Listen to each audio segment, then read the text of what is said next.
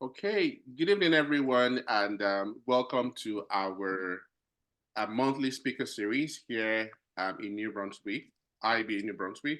My name is Ebenezer, and it's been an interesting one since the chapter commenced. So, just before we kind of jump right into it, we have already our speaker waiting here. And of course, today, one of the interesting topics, the topic we want to take a look at today is aligning strategy with execution using the OKR framework.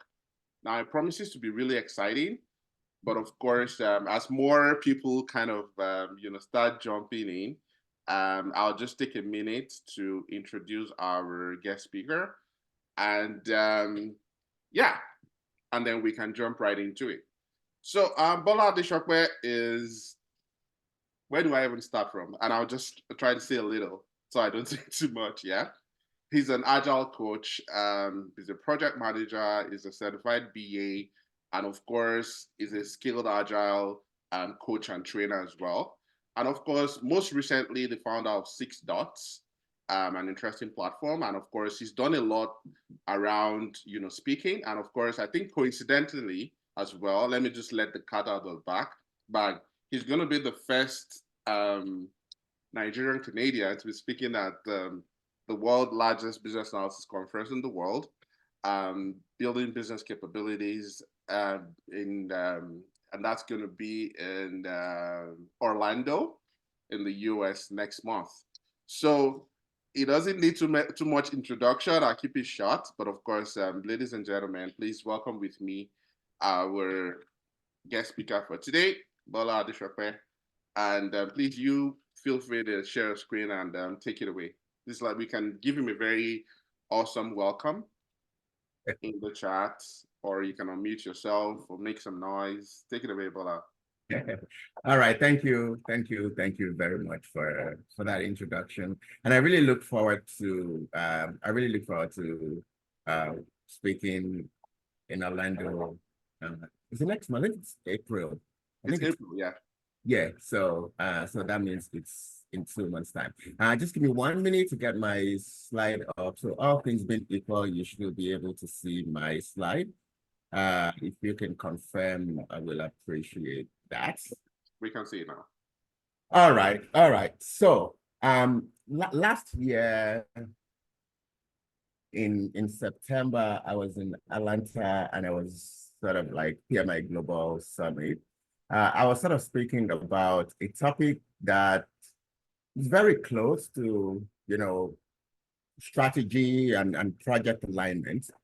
But when the president told me to come around today, by the way, whenever he says come, I just come. There's really no further discussion. I felt like one thing that I think I can present is this really interesting topic that is very, very close to my heart.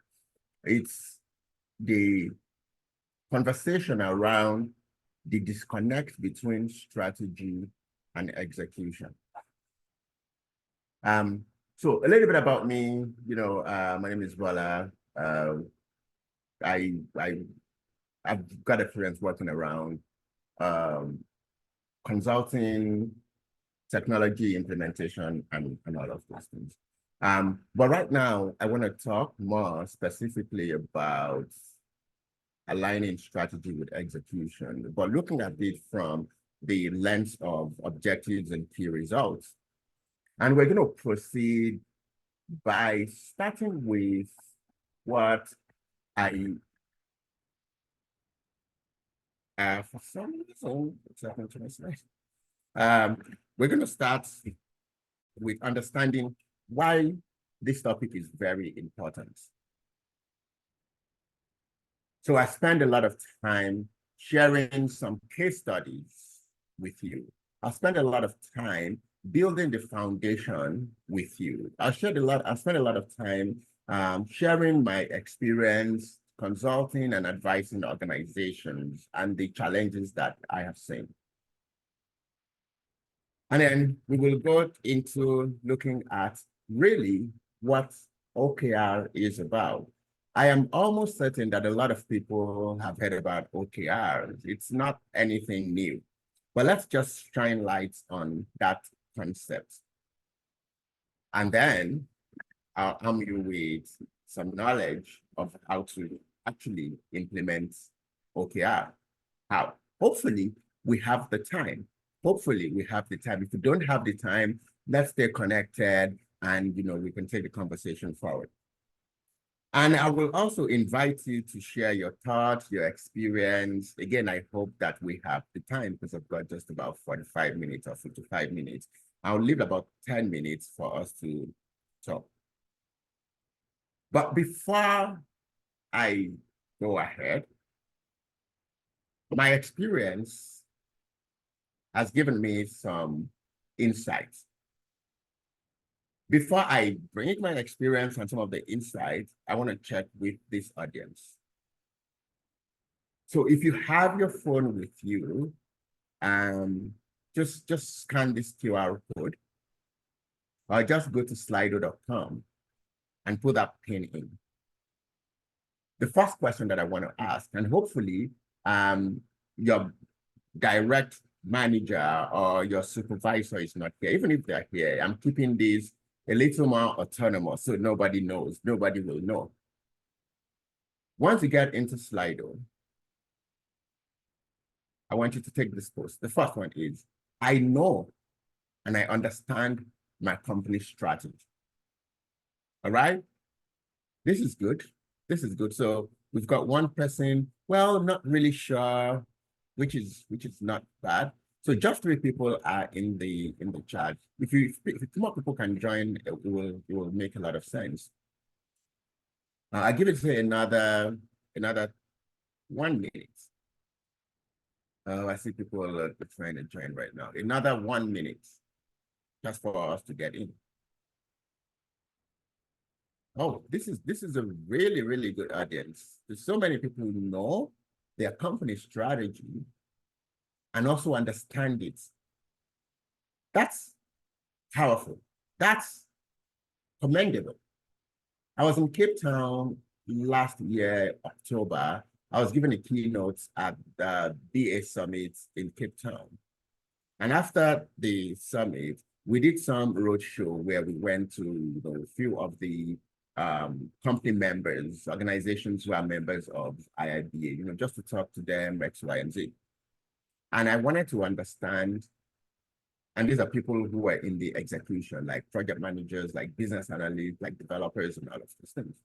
And I wanted to understand if they understand or if they know their company strategy. And I ran this poll. The result that I'm getting here is the direct opposite of what I got when I ran that poll in Cape Town. More people said they're not sure whether they know or understand the company strategy. Well, this is good. 75% of this audience know and understand the company strategy. Maybe you're not my audience. Maybe this is not meant for you. Let's look at another poll. So I have this other poll. So yes, you know your company strategy and you understand it. How about your day-to-day function? Do you see or can you connect how your day-to-day function aligns with that company strategy? Okay. So not sure. 75% yes, 25%. 80% yes, 20% not sure. Okay, this is not bad at all. This is really, really, really good. What I have found from my experience, from studies that I've seen, is there's so many organizations, there's so many people who work in organizations who don't really understand how their functional day-to-day activities align with the company strategy or help the company to move their strategy forward. A lot of people don't. A lot of people don't. But for you, you can see it and you can connect it. That's massive. That's massive. So this is good. This is something that is expected, but this is not a good data set for the conversation that I'm going to have. But let's still go ahead. So where am I drawing my insight from? Where am I drawing my experience from? What's going to inform everything that I'm going to share here? Well, first, it will be years of experience that I've had in management consulting, notably working for companies like Deloitte, Accenture, PwC, and all of those. And then when you work for those organizations, you get to see and you get to get insight into different organizations, the problems that they're having, and all of that. So a lot of my experience, advising and consulting, I'm going to use in this presentation. So that's the first source. The second source is my experience, not as a consultant, but as a direct employee of organizations. And at times as a consultant, there are a few things that you don't see because you're not part of that organization, because you're not day-to-day in that organization. And then the third one is the involvement that I've had in and the access that I've had to global researches and body of work. I have read a lot of reports, a lot of research work, a lot of white papers and journals about strategy, execution, and alignment. So I'm going to be drawing from all of these resources. And let's start first with what. Why should we be talking about strategy and execution? What's the driver for that conversation in the first place? I'm going to draw from, again, some case studies, interesting case studies. I finished from uni 2008, I think. And then I read this quote, a very popular quote by, someone that Steve Jobs. It says, here's the crazy ones, the misfits, the rebels, the troublemakers, the round pegs in the square hole, the ones who see things differently. They're not fond of rules. They have no respect for status quo. You can quote them, you can disagree with them, you can glorify them, you can vilify them, but one thing that you cannot do is ignore them because they change things. They push the human race forward. And while some may see them as the crazy ones, we see them as geniuses. Because, and that's the part where I want to focus on, because the people who are crazy enough to think that they can change the world are the people who actually do. So 2008, fresh out of uni, I started working with a mission. And that mission was to change the world. So I wanted to change the world. Matter of fact, getting out of uni, they used to call me, like one of those change the world guys. So I wanted to change the world. I wanted to see how I can be that guy that had so much impact in the world. So I started working with an entertainment company. And while I was working with an entertainment company, I was like, okay, maybe through this company, I can change the world. And then I realized that no, I wasn't really going to change the world. Matter of fact, being in that company was going to change me. Because you get exposed to, all sort of things like drinking and all of those things. And I was like, well, maybe this is a really cool place to change. But then I came to the realization that not exactly. So I left that company and I went to a local consulting company in Nigeria called Digital Jewels. And I thought to myself, maybe this place is a really good place to change the world. Because how do you change the world? You change the world by changing people, by changing organization, by changing behavior. So I started working with that local consulting company. And, we work for banks, we work for, telcos and all of those. But I realized that as against changing the world with those work, I was literally just implementing some of the recommendation or some of the expectations of the government. And then I left that and I went to like an investment bank, ARM, and that's you know, still in Nigeria. And when I was there, I was like, okay, is there a way that we can change the way that, we do strategy in this organization? Is there a way that we can change the way we do project management, XYZ? I realized that really, one of the first things that you needed to do to change the world is to identify some key objectives. At the time, I wanted to become a rapper. I felt like rappers and celebrities are influencers. Somehow, they model the behavior that they want to see.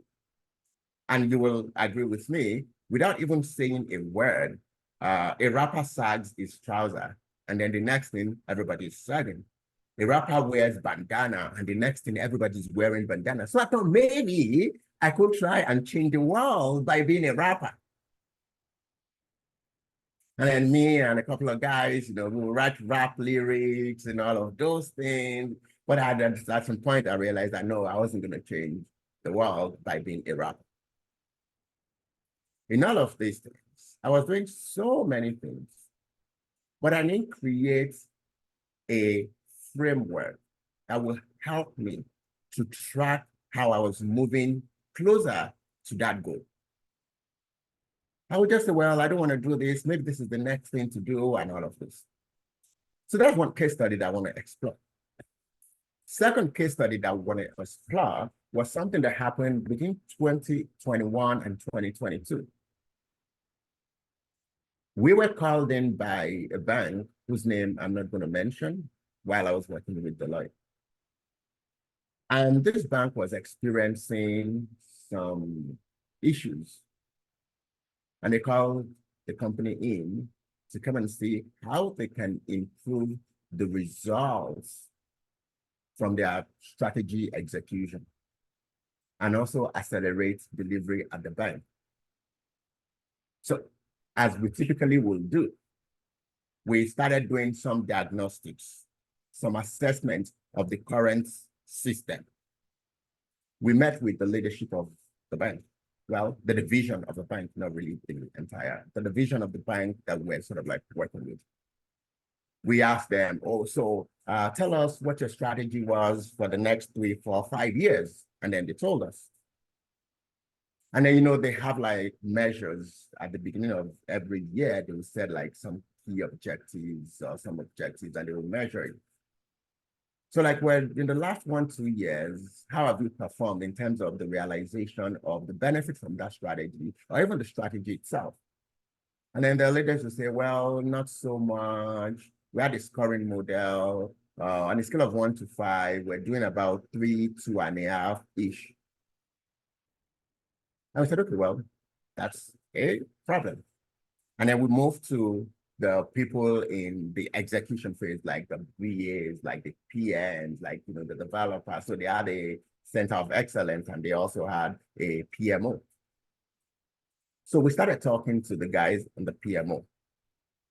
One of the things that we said, can you give us, an estimate of the number of projects that you implemented in the last 1 year?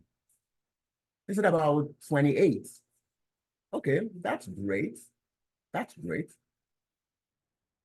How many of those projects, on the average, were successfully completed, depending on the performance measures that you set? And he said, more than 90%. And that got us curious. At the top of the house, where you have the strategy, they were performing around 45%, 50%. The guys who were at the execution, the guys who were delivering projects, reported about 90 to 95% success rate. We saw that there was a disconnect between strategy at the top of the house and execution at the factory. We also spoke to the project managers. How did you typically will get your project? Well, someone just comes in and they say, oh, we want to do this stuff, depending on who that person is. I want to do this stuff. It's very important. We really like do it now. And then we assemble a team and then we go through our internal processes and we get it done. From that engagement, we could see a huge disconnect between the organization at the top of the house and the execution at the factory.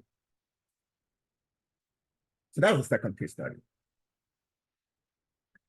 Also, somehow in 2021, some organization had called us. And this was the people organization, the HR function. They were losing a lot of their talents. And we brought them in, or they brought us in to come and see how we can help to reduce attrition and improve the motivation and engagement of their employees. So again, one of the things that he said is, and at the end, please tell us or recommend to us some things that we can implement, maybe like, bonus system, a lot of those things that we can implement that will keep people here. And also that will get them motivated. So again, we got into the organization. As BAs, you start with understanding the lay of the land. Because at times the organization has a problem. But really, when you get into the organization and you understand the way they work, you may have to redefine those problems. You may have to create like a fresh new problem statement.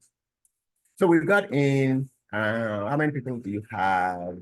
We have this number of people. On an average, how many people do you lose in a quarter? We double-clicked on that. We realized that people were living at different levels. Senior people, mid-level people, entry-level people, across the entire function within the organization.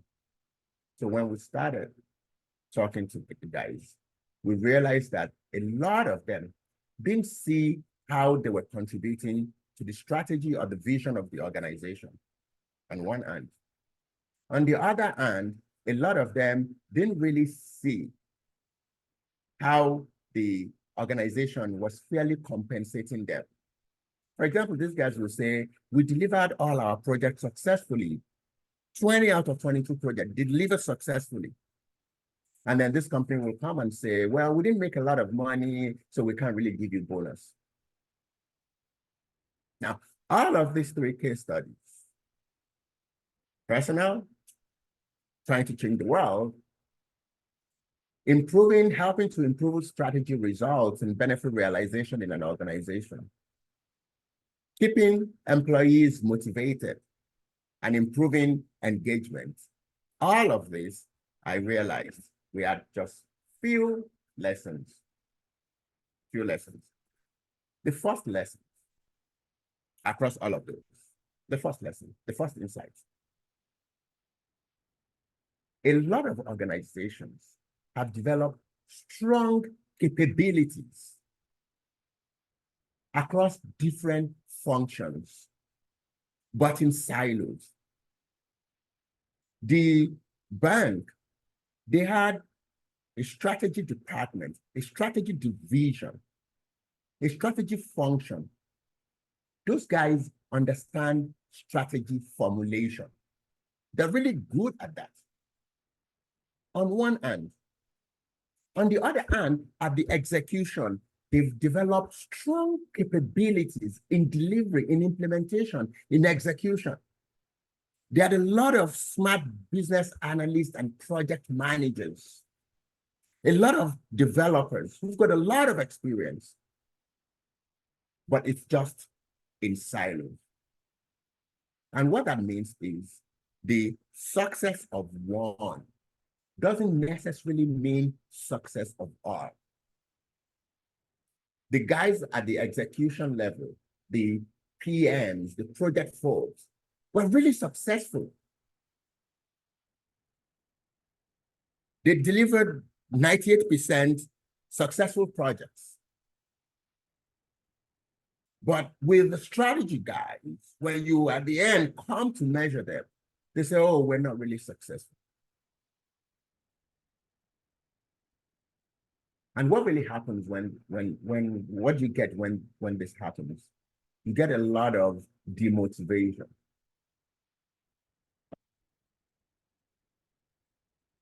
Also, with all this, we also realize there is a disconnect across board. The guys at the execution level were using a slightly different set of metrics to measure their objectives, to measure their success. Yes, at the beginning we said, well, this is what you need for the project. These are the capabilities that you want the project or the solution to deliver. We confirmed that. And we set, a few other objectives. And at the end, we're able to achieve that.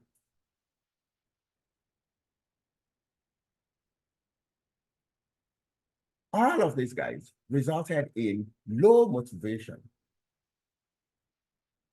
low autonomy, and low engagement across the organization. You can be successful in your own world, on your own work, in your own projects. But then when everybody comes together, the organization is not successful. In 2019, I was back in Nigeria and I was doing some work for a Microsoft partner in Nigeria. This was more around, project management office and setup. And I talked to the leadership of the organization at that time just to understand how they're performing. And, they said, well, 2 years ago, we had maybe 15% profitability. Last year, maybe about 10% after tax. When I spoke to the guys in the PM, it was like, well, on the average, our project, we're getting 60% profit. And I realized that there's a disconnect. Now, these guys are saying, well, my project, we charge the client, say 50 million, and we spend maybe 15 million or 20 million. And at the end, you come to me and you say the company did not perform well. And as a result of that, we can't really give you bonus. What happens is you start losing the talent that you have. And we had so much waste and all of that we wouldn't really want to get into. Also, we realized that, in terms of intake and their prioritization, they get to work on project based on who is asking for that project. That's one of the things that we asked from, the guys. How do you get projects? Well, someone comes in and they say, oh, they need this implementation or they need this capability to be implemented really quickly, and then we just implement it and that's it. So what did we implement or what did we recommend for this organization? Because the problem is a disconnect. The problem is a misalignment. If one entity is successful, that success should be replicated across all the other entities. If the people on the floor are successful, all other things being equal, the top of the house should be successful. Most especially when it comes to strategy, and execution, when it comes to strategy and projects. This is an example of something that we recommended for them. And this is what's going to literally take me to the OKR. So every organization will have their own objectives, their own mission, their own strategy at the enterprise level. We have that. At the divisional level, at the group level, when those guys are creating their own goal, their own objective, their own departmental strategy, if you want to call it that, let it be a decomposition of the organization's mission and strategy. Let it be from my own division. What are the things that I need to do to be able to help this organization to achieve their strategic objective? And at that divisional level, what we recommended for them to come up with was an objective, a statement. If an organization wants to, for example, be the leader in the market in the next 5 years, depending on what market leadership means to them, the technology division comes and says, what are the things that we want to achieve to make the organization attain that leadership, market leadership? The marketing guys come and say, what are the things that we have to have? What are the things that we have to achieve for the organization to achieve that leadership? So we set that at the divisional, at the business line perspective. So they have their objectives. And then we created, what we call like families and all of those things. I'm going to explain that in a minute. And then these guys are part of the division. A division, technology, for example, can have like software, can have like hardware, can have like help desk.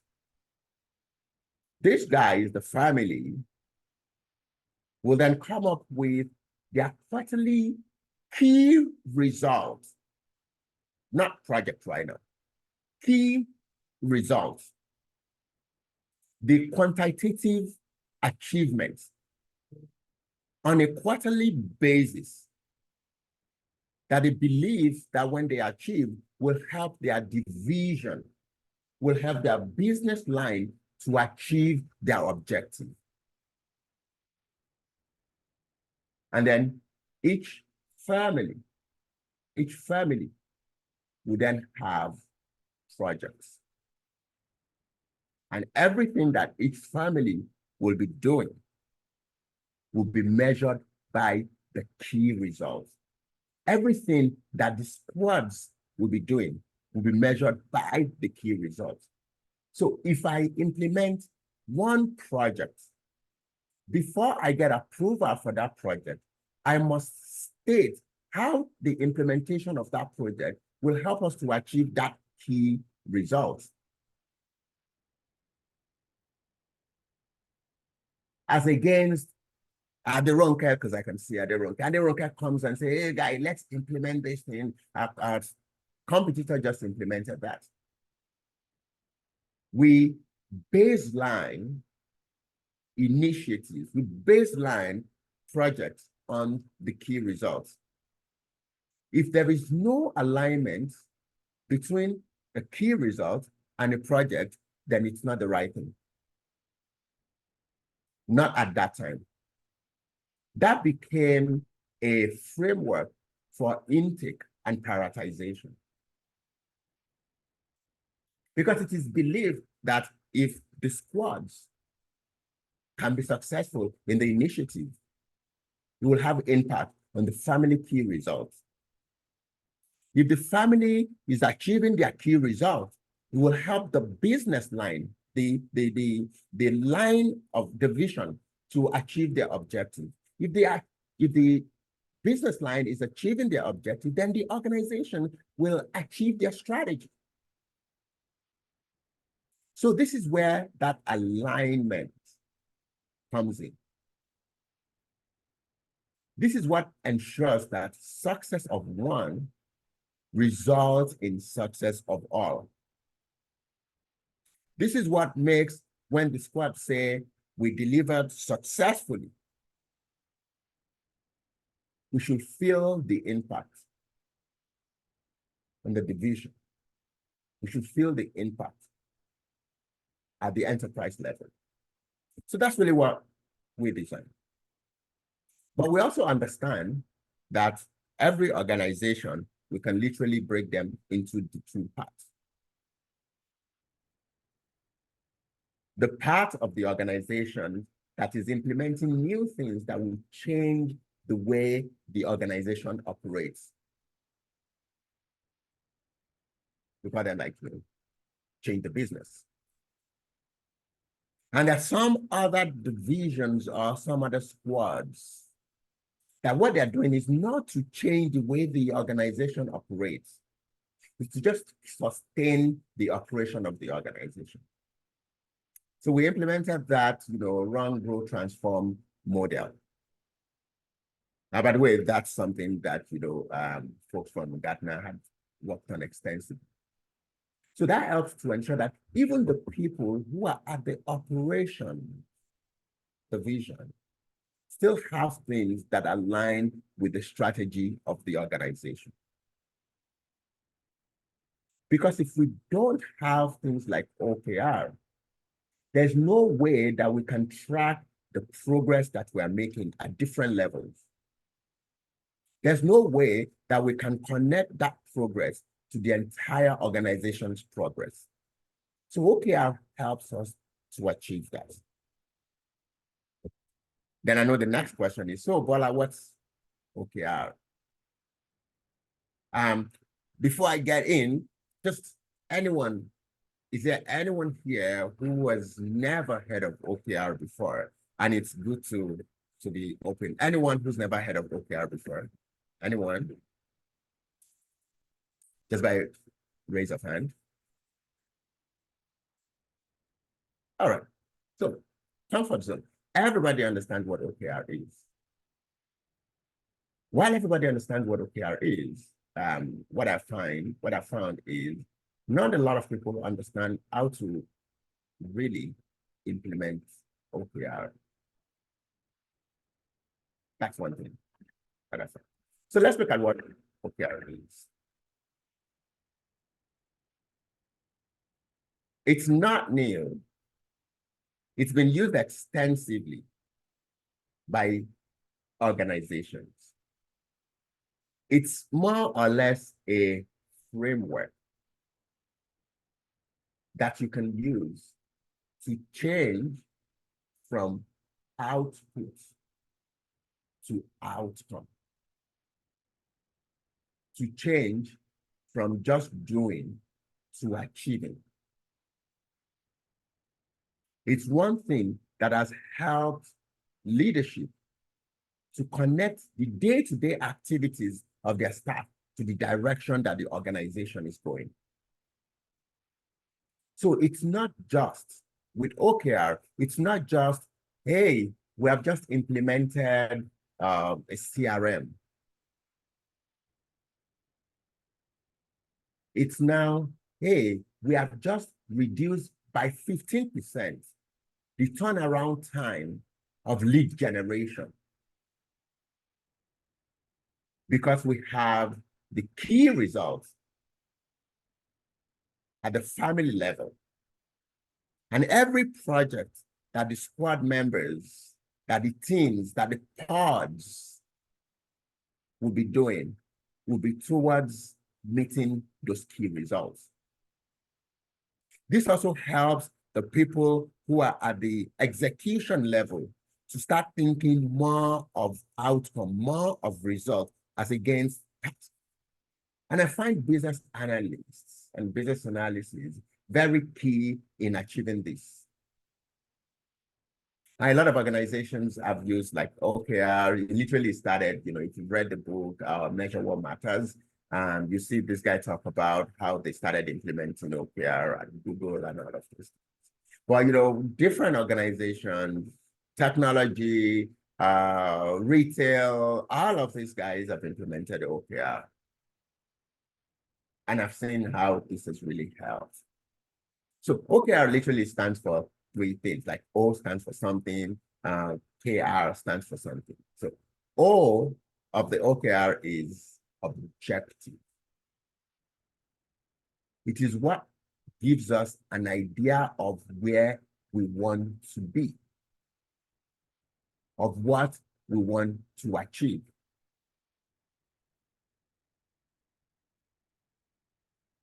It's very aspirational. It provides everybody with clear direction and helps us to know when we've achieved it. That's the O. The KR stands for key results. We want to be here. We want to achieve this. How do we know that we're getting close? to that destination? How do we know that we are on that same direction? How do we know that we are achieving what we want to achieve? Well, KRs, key results, will help us to achieve that. So while objectives provide direction as to where the organization is going, key results provides us with quantitative assessment of how close we are to that goal, how close we are to that destination, how close we are to that what. Key result helps us to describe the how of the words. And then every initiative, every project, every implementation will have to be connected to a KR. What I find from all of those things that I've shared with you is the fact that projects, initiatives come into the organization, get into the team without tracking how that objectives, how that project aligns with a KR. You know, in product management, there's something called hypo. When it comes to like prioritization, highest paid person's opinion. The person who shouts the most gets their work done faster, whether it aligns with what we're trying to do or not. Because they're like, they're like the guy, like they just come in. And that's one of the questions that we ask those guys, in the bank. How do you get the project? Well, a stakeholder can just come in depending on who they are, depending on their level, depending on who they are vibing with. They can just come in and say, well, we need this done. Even to feature prioritization, how do you prioritize the features? The best thing is to first define the KR and then make sure at every point in time, when a new feature makes it to the backlog, when a new initiative makes it to the backlog, the first question that we're asking is, which of the KRs will this feature, will this project, will this initiative align with? How will this initiative help us to meet any of these KRs? That's what the result is. I decided to bring this in as well, just to share with you the anatomy of KR. Now, for organizations who have implemented KR, we've seen a lot of benefits when done very well, when done very well. It makes people focus on results. It changes their mindset, their thinking, their thought process from just task to results, from output to outcome. It focuses their mind on the progress and how this product, how this project is just a way to achieving that progress. It's just a way to tracking and measuring that progress. When implemented well, it inspires people to be creative.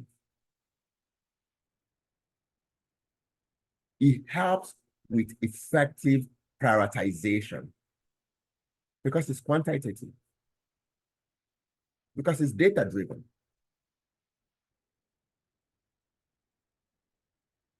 And then it helps to create alignment at every level in the organization. Alignment and transparency. So that's what OKR is. The objectives is defined. But before you define the objective, you need to understand the strategy. You need to understand the mission of the organization. At the definition of the objective also, we involve all the parties. And then we give them the autonomy to come up with their key results. Now let's look at how, very quickly, I've got about 10 minutes. Let's look at how to implement OKR. But before we get to that, I want to feel the pulse of the audience. So the way that I want to feel it is by doing some activity. I like to do a lot of activity. So you are here, you are driving. And then very close to the traffic light, you see that the light turns to yellow. I want to understand the personalities of the people that we are. What would you do? I'm going to reveal some things. Number one, you slow down and stop at the light. If that's you, just put one in the chat. If that's what you will do, put one in the chat. You see yellow lights or amber lights, depending on what you're going to call it, amber light. And then you're getting close to that amber light. What you do is you slow down and stop at the lights. Okay, nobody does that. Oh, interesting. The second category of people will be people who will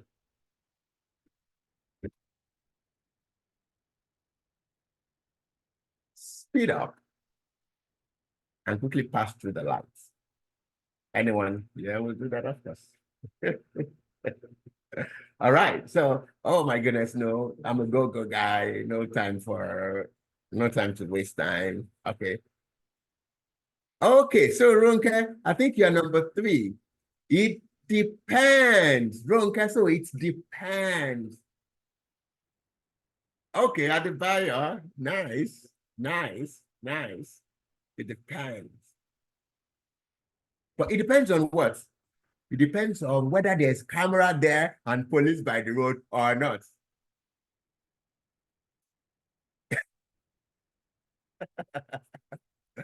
If there's no camera, man, zoom up. If you got camera and you have like police guys, just slow down and stuff on the line. Anyways, I'm just trying to joke about this one. But I like what let me see, I like who's the person. I like what the other person said. Oh, we have someone who typically just do one straight up. But anyways, when we are implementing OKR, if it's amber, not red, all right. Now you have all of this information. Now you have all of this insight. Go straight into your organization, go straight into your team and start implementing. Well, it depends. Because before we can start implementing OKR, there are few things that we need to put in place. There are few things that must be available. It depends on whether we have these things or not. So many of those things, I'm just going to bring out 2. Because without these things, get the best of consultants. Implement OKR, you're still not going to get the expected benefits. The first one is the configuration and the composition of your team. And the second one is governance. So let's look very quickly at team composition. OKR works well in organizations when we have teams and squads and people organized around a set of objectives. These are examples of the ways that we organize people for OKR to be successful in that organization. We group people around products. A lot of organizations are doing more product-centric, model. In fact, my talk in April at Orlando at BBC is product-centric organization, the path to advancing people and value.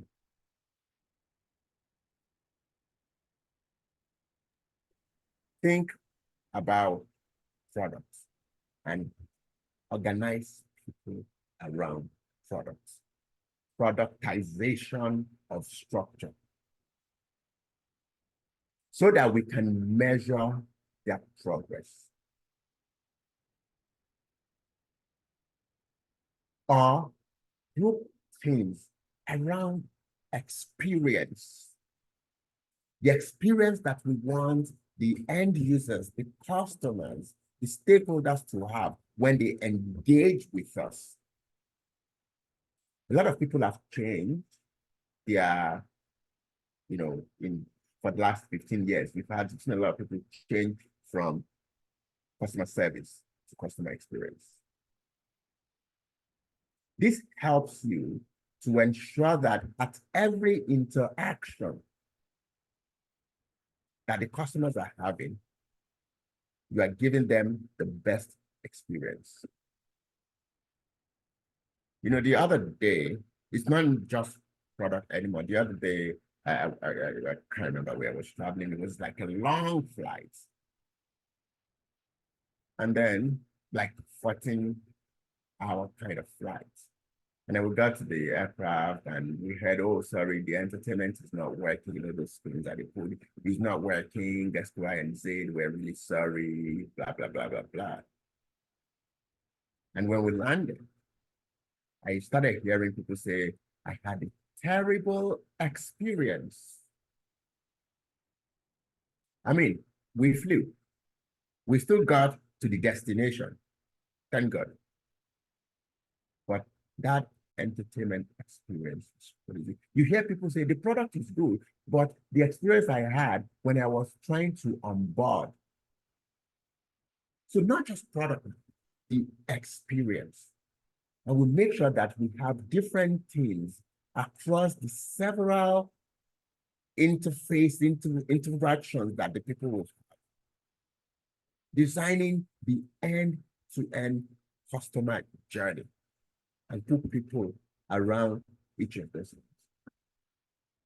Or it can be markets. It can be value. It can be initiatives.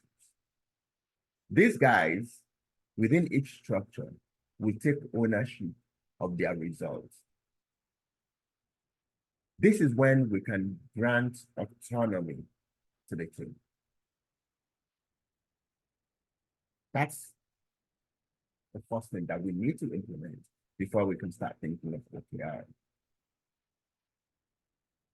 The second thing is governance, the elephant in the room. Governance. There was this is where I'm going to wrap it up. There's some study that was done by McKinsey and Company. It's on their website around decentralized decision making, governance and decision making. They engaged a lot of people across different organizations, and what they found, over 70% of decisions in a lot of organizations are made at the top of the house. I'll unpack that. The leadership of the organization, the CEO of the organization makes over 70% of the decisions. Okay, I don't think you get it. I don't think you understand what that is. So that's one thing that McKinsey and Company found. The second thing is over 63% of the people that they interviewed said there was no defined framework for decision making. The leadership will just make a decision and nobody understands the thinking, the rationale behind that.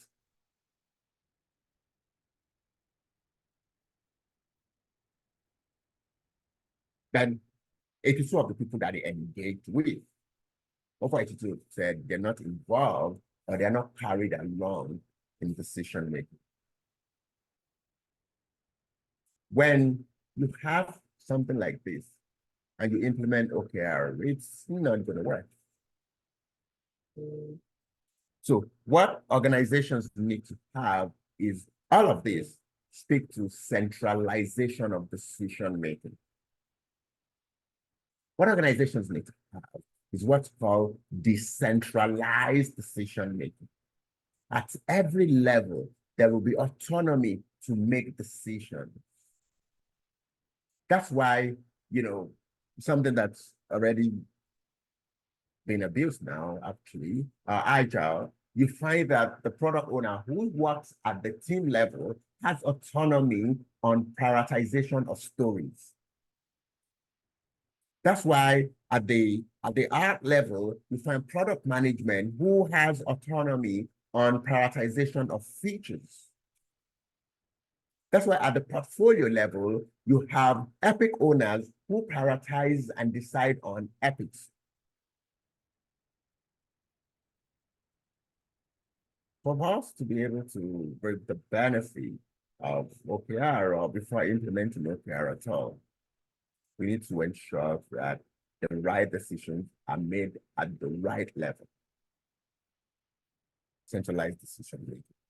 So here's sort of like wrapping it up. Here's the way that you find OKR implemented and cycle.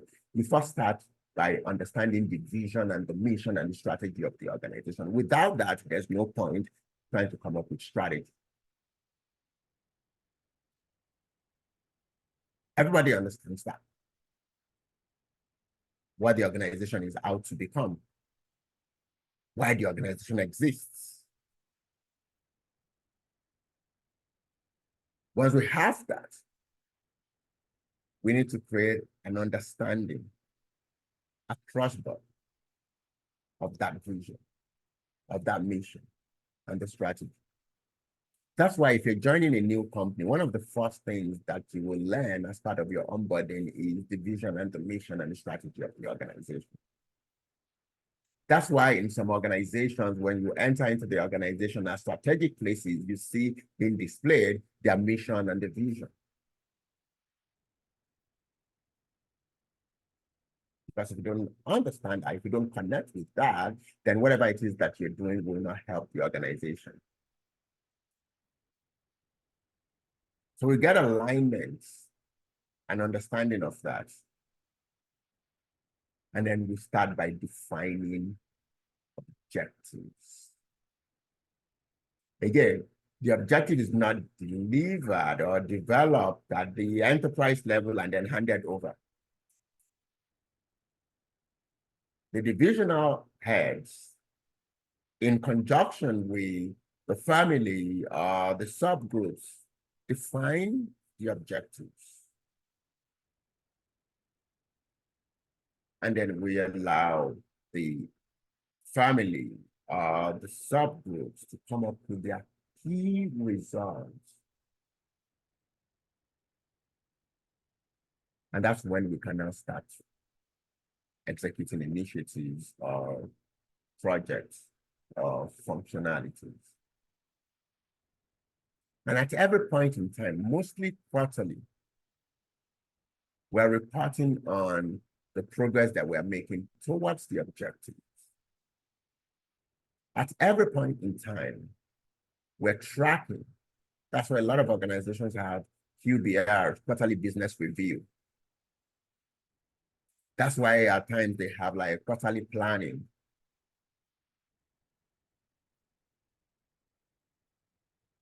Then again, all of this is just tracking to how we're getting closer to achieving our strategy.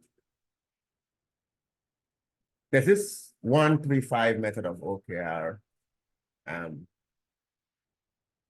a year, we should not have more than between 1 to 3 objectives per division.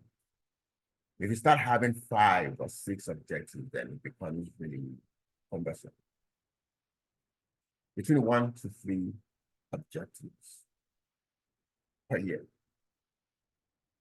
And each objective can have between 3 to 5 KR per quarter.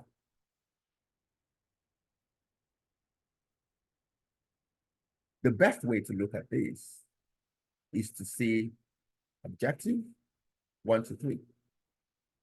Each objective will have 3 to 5 KRs that we're measuring quarterly. That's the 1-3-5 method of OKR. So this is, further explaining how to actually write that objective. Objective is really the action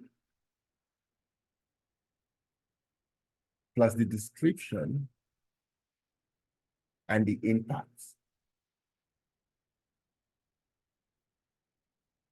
Objective is something that is really aspirational. Objective is not quantitative, it's qualitative. Key results are quantitative. So let's see, some good ones and some bad ones. Like increased geographic coverage of drivers, that's a good one. Excellent advice, no. Increased watch time per user, that's a good objective. Go digital is not an objective, and I see, a lot of teams and a few organizations say, well, we have an objective to go digital. We have an objective to provide excellent services, and then we have the key results. Key result then becomes quantitative. And it shows us how we can measure that. Increase something by that measure. Again, looking at some good ones and some bad ones. Increase total viewership time. We're not able to really measure that. If we increase by 1, it's still an increase. If we increase by 20, it's still an increase. Now, I'm just rushing this because my time is pretty much over. But when you, as a member of a team, when you're coming up with your objective or key result, these are the things that you're going to ensure. Confirming that that objective that you're creating aligns with the organization's strategy. If it doesn't align, you're already killing the team from there. Because the vision, the team, the squads, the family will work towards, what you are asking them for. We'll create their key results to be able to get you to those objectives. But then that's where it stops, because the objective is not aligned to the organization's strategy. I also like let it fit into that. It'd be easy for anybody really need to understand this. And like I said, it's not created by one person and then passed over to, it has to be co-created. It's bold, it's aspirational. And then our outcomes, our key results are outcomes. A bad key result is launch a CRM. No, that's not, that's output. So what?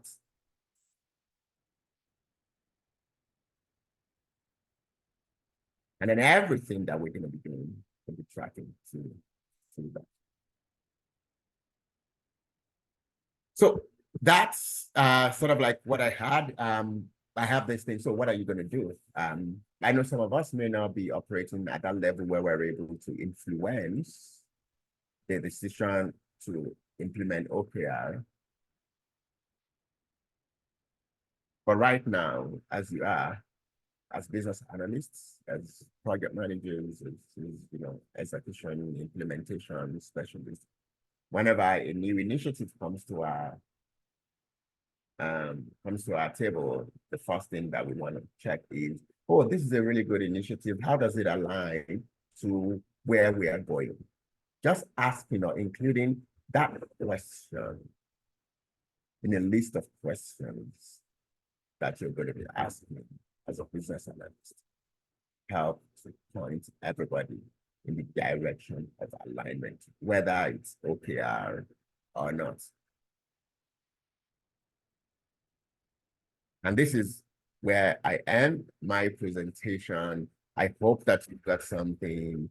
I hope that, it's something that you can start using right now. Before I leave, there is this research that I've been doing based off of, something that I'm launching very soon.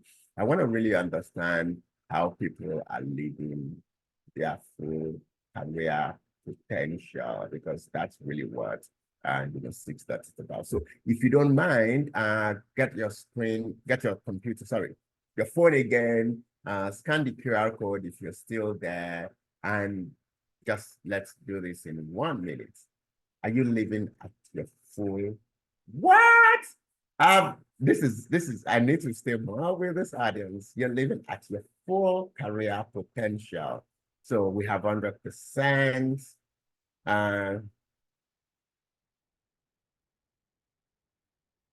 All right, I'll do this in 30 seconds and I'll close it in 10 seconds. No, not exactly. Let's see, another 20 seconds. I'll close it.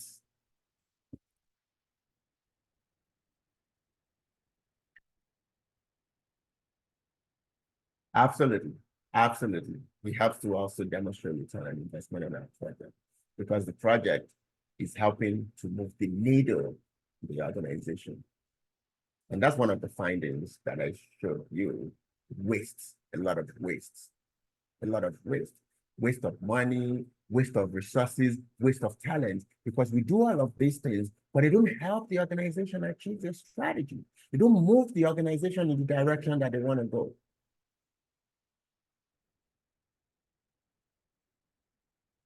All right. All right. So thank you so very much. I think this is all that I have. I hope that you picked one or two things. I need to say that I probably rushed the how part because I was mindful of time, but I hope like you got something from me. Thank you. Enjoy the rest of your evening. Thank you for inviting me to speak, Mr. President. I'll wait for questions if anyone has. Awesome. Thank you so very much, Coach B. This is excellent. I don't know if we have questions. We can just put them in the chat right away. Okay, I think I've closed for a little bit. If we have questions, can we just try to put them in the chat? Or if you want to unmute yourself and just ask away too, that would be great. Questions? So while people are kind of trying to type in their questions, I mean, I guess the OKR is a very interesting framework. And at the same time, one of the things that I've seen, especially in Atlantic Canada here, is a lot of BAs here are probably not directly, doing a lot of strategy analysis side of business analysis, if you ask me. We see different, and this is the reason, we probably don't have a lot of people saying, oh, I understand the strategy of my organization, or I know how I'm actually directly contributing, and that's why I brought that up to say, once it's time for performance reviews, if we've been tracking all of this, it's something that we can actually bring to the table to say, this is how I'm actually contributing to the overall strategy of the organization. And that's very important.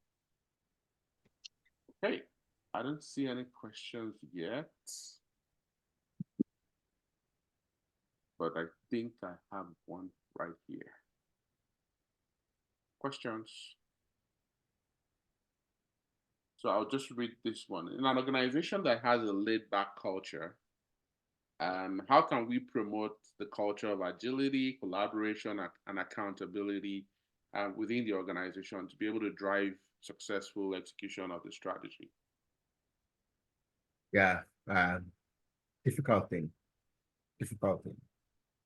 because the culture, the behavior of an organization literally influences what can be done. Very difficult. As a business analyst, most especially if you don't sit at the decision-making table. Most especially if you only advise, and of course, the onus is on them as to whether they take the advice or not. the best that you can do is probably to look for things that the organization is experiencing that's really like a pain, and sharing insights on how a change in the culture will help them to solve this problem. People will change when the current state is so painful to them. Until they see the pain in the current state, there's really no driver for change. Again, what you can do is continue to educate at the top. At your own level, if you have, say, for example, influence over a team, you can start introducing, a lot of those things to your team. Again, I understand the fact that the culture will still eat up your team. I understand that. And I've been there. I've seen a lot of people. I see people who really get this stuff. They're just team lead. They implement those things within their team. They're really collaborative. But that team interacts with other teams in the organization. And when those other teams don't get it, they're going to slow you down. They're going to impact you. I'll give you an example. Procurement. For example, procurement guys want to go through their entire procurement system. But your team is agile, your team is, collaborative, your team is deliver quickly, XYZ. So you've identified a few things that you need to deliver. Your team has started working on it, but you need something to be obtained from outside of the organization. And according to the structure, according to the culture of the organization, anything that we're buying, it must go through procurement. And you get to procurement, hey, we just need this thing right now. We've identified, Akinrele as the person who's going to do it for us. It's like, okay, yes, but according to our structure, we need to get at least 3 invoices. If Akin is not a registered vendor, Akin has to go through that because we cannot. Or finance. Well, we're just working on an MVP because we want to validate a set of hypotheses. And like, no, I'm not going to fund this MVP. I need to see your entire budget. So at that level, it becomes really difficult for you to actually, drive that culture of agility and collaboration and speed and flexibility. The best that you can do is to arm yourself with enough data to show the leadership of how the lack of agility or the culture of, the laid-back culture is impacting a value. But once everybody sees the pain, think about, I hate to use this example, but think about COVID. The most laid-back culture had to quickly find a way to provide access to their employees remotely. The things that you will not do typically, the things that would never fly in that organization because of that pain and the need to change or else they go out of business, drove them to get in. So maybe start looking for those data that you can present to them. At the end, between us, it's still the decision of guys to make. You can't really force change. You can just advise. You can just recommend. Awesome. Awesome. Thank you so very much. I think we have one more question. I'll just take that one too. How should organizations adapt their OKRs when faced with shifts in market dynamics or changes in strategic priorities? Yeah, I think OKR is at the core of it, change inclusive. And I'll tell you what I mean. We have an objective that is defined for a year. And we define key results that we're tracking on a quarterly basis. At the end of every quarter, we're checking if the business case for our objective is still valid. We are checking if the environment still supports our objectives at the end of every quarter. At times, we may need to, if there's a change in the dynamics of the organization or the environment at the organization.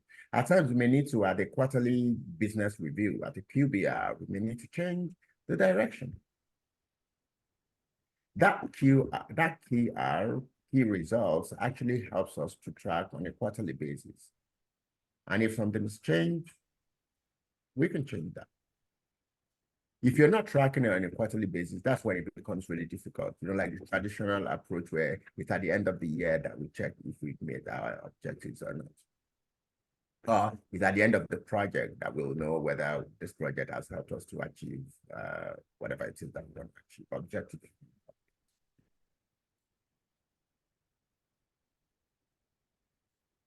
Okay, perfect. Any other questions? I see. Yeah, very, very interesting question. That's Thomas was sort of what I think I had a slide for OKR and KPIs. So think about KPIs as cousins to OKRs. KPIs really help you to measure OKRs. Because, for example, KPI gives you an idea of what you are going to be tracking from your KPI, from your OKR.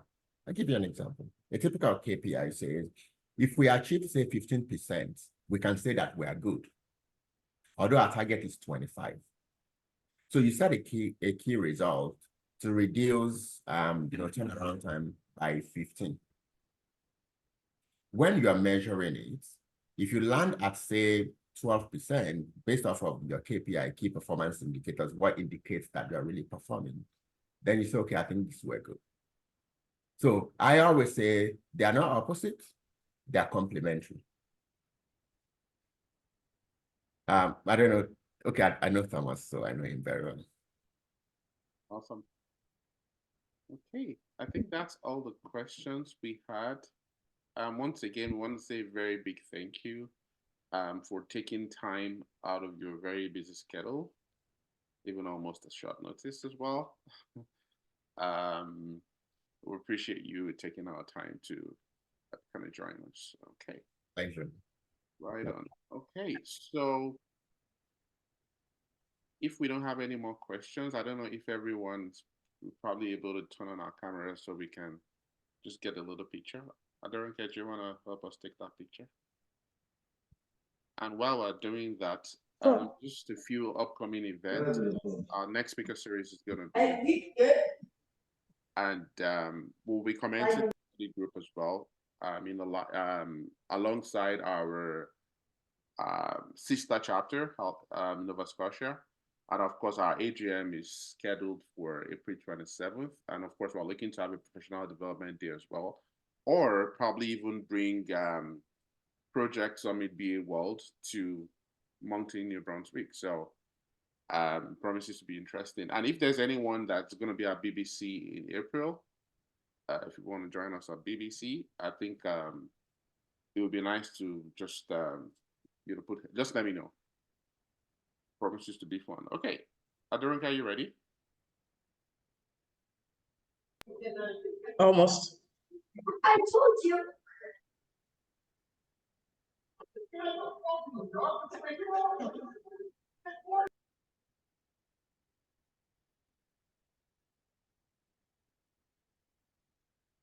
Someone can help us.